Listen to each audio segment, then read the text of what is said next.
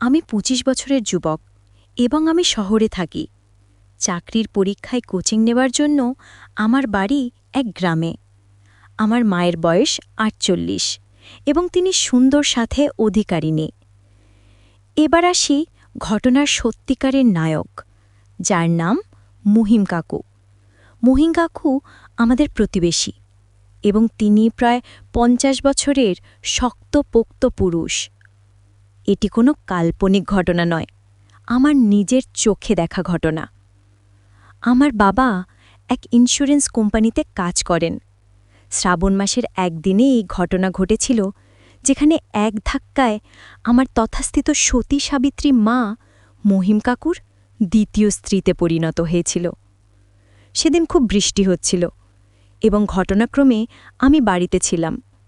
আমার বাবা কোম্পানির কাজে বাইরে ছিলেন এবং তিনি ওই দিন ফিরবেন না বলেছিলেন।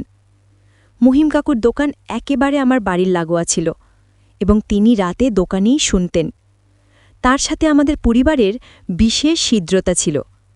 ওই দিন সন্ধ্যায় মাকে খিচুড়ি রান্না করতে বলি এবং মহিম কাকুকেও বাড়িতে নেমন্তন্ন করি।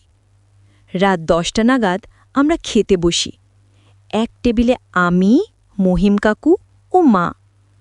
আমি সেদিন লক্ষ্য করলাম, খাওয়ার ফাঁকে ফাঁকে মহিম কাকু একটু বেশি করে মায়ের দিকে তাকাচ্ছে। সত্যি বলতে কি, মাকে যা দেখতে জামাই, তা তো আর মহিমের কি দোষ। মা সেদিন হলুদ শাড়ি পরা। ওরা কথা বলছিল আর হাসাহাসি করছিল।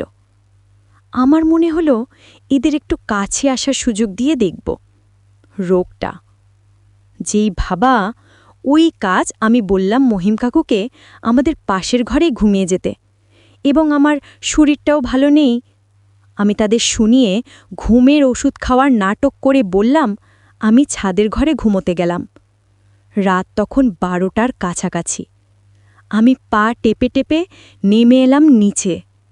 আমি অন্ধকারে এমন জায়গায় আড়ি পেতে বসে থাকলাম যাতে মায়ের বেডরুমের জানলার ফোকর দিয়ে সব দৃশ্য দেখা যায়।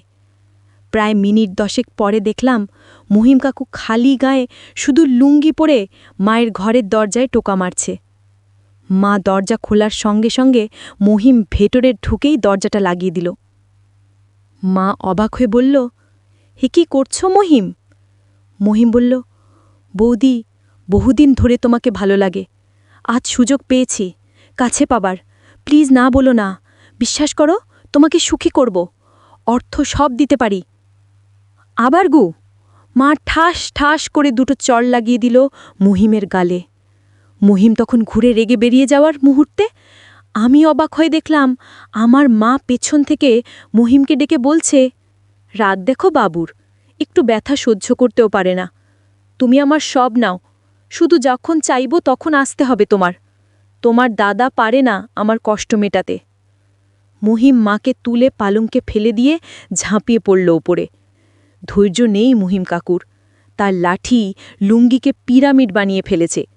তার অবস্থা দেখে মা মুচকি হেসে উঠল। এরপর তারা খেলতে শুরু করে দিল। বাড়িতে বৃষ্টির শব্দ আর মায়ের চাপা গোঙানির শব্দ এর মায়াবী পরিবেশের সৃষ্টি করেছিল।